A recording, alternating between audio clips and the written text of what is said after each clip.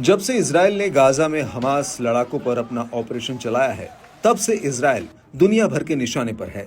UN से लेकर कई देश इजराइल पर गाजा में नरसंहार के आरोप लगा रहे हैं। इंटरनेशनल क्रिमिनल कोर्ट ने इजरायली पीएम के खिलाफ गिरफ्तारी वारंट तक निकाल रखा है। गाजा युद्ध से इजरायली साख दांव पर लगी है।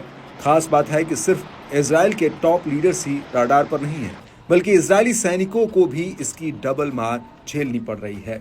इजराइल के अंदर ही नहीं बल्कि दुनिया के अलग अलग कोने में इजरायली सैनिकों को लेकर तमाम तरह की खबर आती रहती है। इस कड़ी में ताजा घटना ने इजराइल की मुश्किलें बढ़ा दी है। दरअसल छुट्टियां मनाने पहुंचे एक इजरायली सैनिक पर हमला हुआ।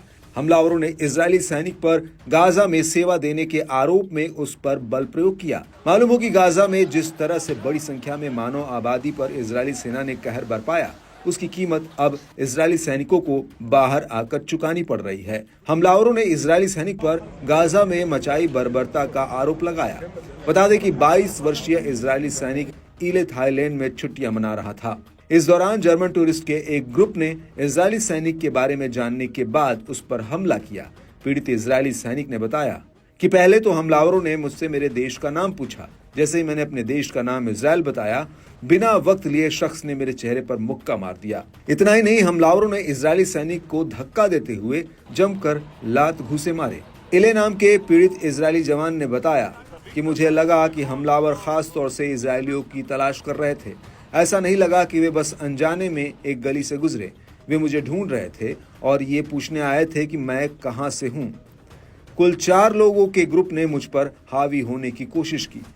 इस चौंका देने वाली घटना के सामने आने के बाद इजराइल ने बड़ा कदम उठाया है। तेल अवीव ने थाईलैंड और साउथ ईस्ट एशिया में रहने वाले इजरायलियों के लिए सख्त गाइडलाइन जारी की है। इसके तहत रेस्टोरेंट और होटल समेत पब्लिक प्लेसेस में इजरायलियों को अलर्ट रहने की हिदायत दी गई है। बताया गया कि हमले में इजरायली सैनिक बुरी तरह जख्मी हुए। उनकी आंख पर चोट लगी है।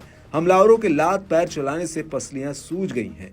वहीं इस घटना के सामने आने के बाद थाईलैंड अधिकारियों ने घटना की जांच तेज कर दी है। इस तरह के टकराव के खतरनाक असर को लेकर इजरायलियों में भी खासी चिंता बढ़ रही है। ऐसे में इस बात से इनकार नहीं किया जा सकता कि ताजा घटनाक्रम इजराइल के लिए बुरे संकेत दे रहा है। आलोचकों का मानना है कि गाजा में चल रहे इजरायली हमलों ने वैश्विक स्तर पर इजराइल विरोधी भावना एक सैनिक का नहीं है।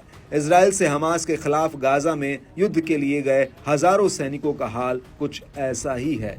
आए दिन सैनिकों के साथ दुर्व्यवहार की खबरें सामने आती रहती हैं।